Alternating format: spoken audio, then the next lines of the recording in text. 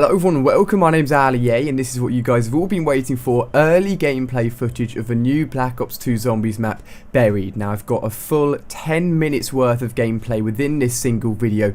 All I could upload for the early gameplay was one single Zombies video with 10 minutes maximum worth of footage. So I've taken all of the early gameplay footage I got and tried to cram as much new stuff into this one single video as possible. What you guys can do is check the description of this video and there'll be timestamps letting you know what new stuff appears at what time within the video. The first part of the video is going to be mainly showing off the route I take and just the new map itself, and then after that I start to introduce and show off some of the new stuff that I found within this Zombies map, but everything will be linked in the description. So first of all, there is also a grief and a turned mode for the Buried map, but I'm going to be playing the full proper version of the map here. Right at the beginning in the starting area you can jump up and grab hold of that metal bar and you can get the LSAT off the wall for 2,000 points. Only one person can actually make the jump though, and if you don't buy the LSAT quickly you'll fall down like I did, and you'll basically come to the starting point of the underground part of the map, Buried, where you'll find quick revive, and you'll have multiple routes at this point which you can take to get to the center of the map. And I'm going to speed up the route that I took for you guys.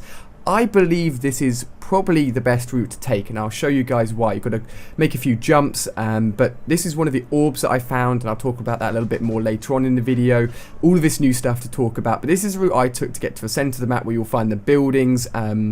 And I found the Bowie knife on the wall here, and I think this is really useful. Getting the Bowie knife early on means you can knife zombies straight away and get loads of points for it, so it's super useful.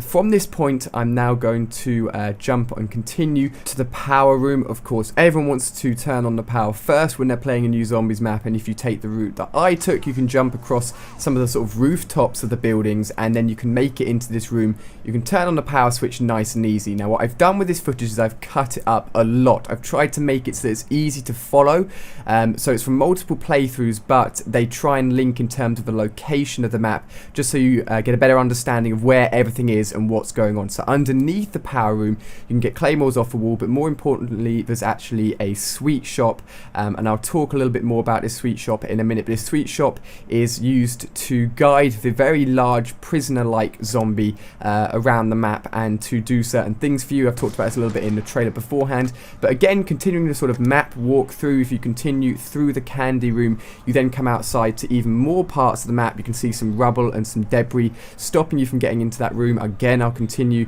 talking about how you can get rid of that debris in a second here. This is pretty much sort of the end point of the map, and we get to see the house and the scary lady from the trailer, the pre-release trailer that I covered on my channel. In terms of a proper full walkthrough where it's all done live, I'll be doing that as well on Tuesday once the maps launch, and of course there's coverage of all of the new maps here on my channel early, and then there will also be live gameplays of all the new multiplayer maps here on my channel come Tuesday. So this just here to the left is the building with the scary old lady in it, and we're going to have a look at her through the window here, and then this sort of brings us to the end of the sort of overall map guide walkthrough, and then I'm going to start showing you guys some of the really awesome new stuff that's on this map.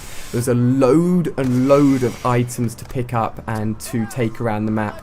There's a lot of buildable places as well, but now we're back towards the center just near the power room. As you can see, we're now looking back over to the house we've just come from, and there is a mystery box on the bottom here, and you can also head up the stairs to another room, and heading up the stairs to the other room will also lead to another mystery box. But more importantly, just underneath the room here is where the very large controllable in a way zombie is, and he's important because he's going to allow you to get around the map. And you see that big debris there, that big pile of debris can only be destroyed by him.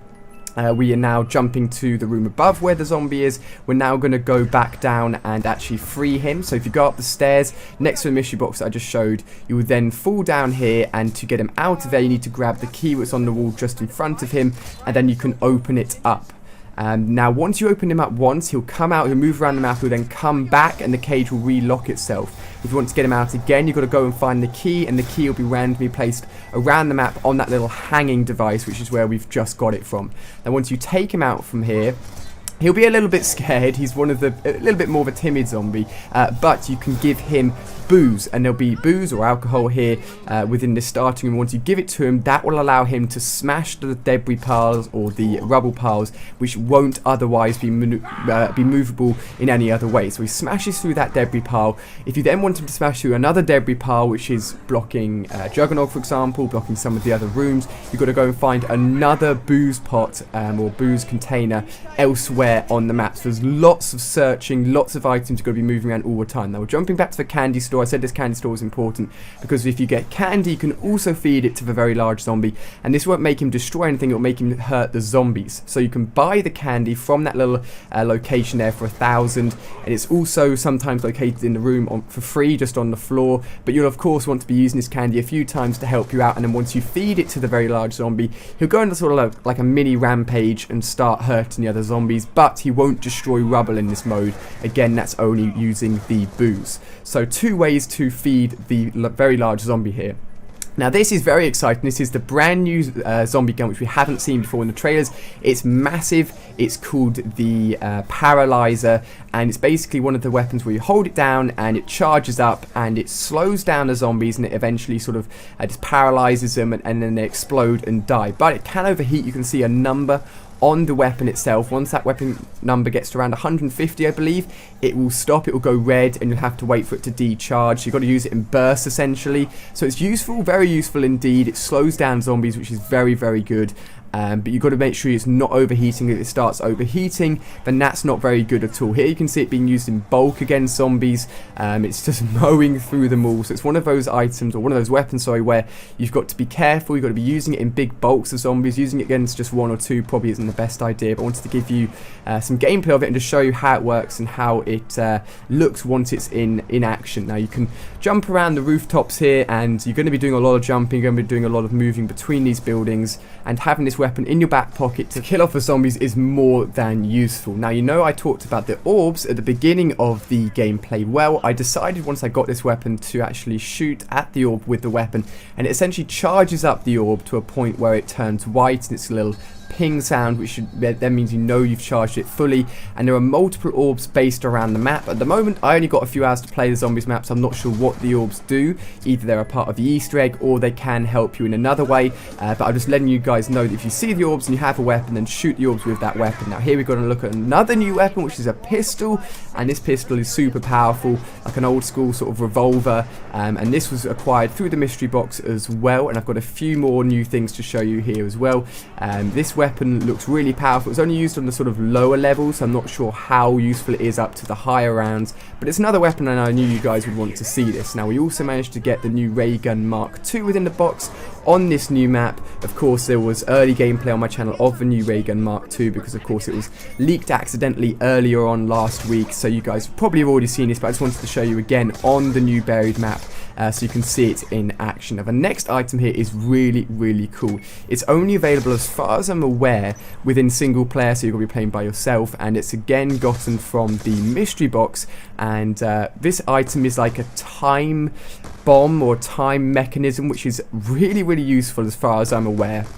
Again, we need a limited playthrough on this map and limited usage, so this is the only footage I have of this item in use. Now, once you pull it out, you can throw it on the floor, and essentially as soon as you throw it on the floor, you're like putting a checkpoint down on the map. And once you place that checkpoint down, you can then come back to that checkpoint at any time, or basically reverse time to come back to that point by using the item again. So that's basically placing a checkpoint. We stopped, we then pressed the trigger button, and we jump back in time to that point. Now, I'm not sure if there's a time limit on how long you can have that checkpoint on the floor.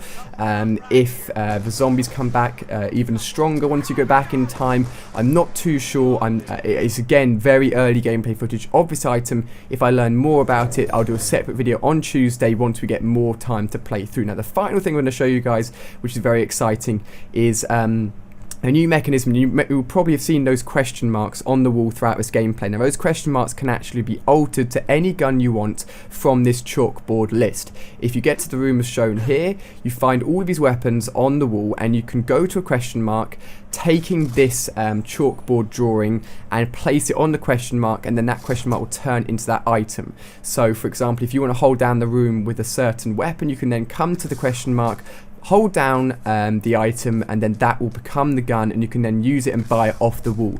So it's going to be really useful, definitely for different strategies on different parts of the map. If you find an item that works really well, you can then place it on the question mark and boom, you're set to go. And that's absolutely everything I have to show you guys early of this new zombies map. I think I've fitted in a load within this video, and hopefully you guys have enjoyed. If you have done so, give it a like, and be sure to check out all of my new and early gameplay footage of all the new multiplayer maps. And then tomorrow I'll have more extensive coverage of this zombies map, giving individual videos about certain things, and then of course live gameplay of all the other multiplayer maps again. So thank you so much for watching, guys. Hopefully you've enjoyed. Let me know what you think of this new zombies map in the comment section, and I'll see you guys on my next video.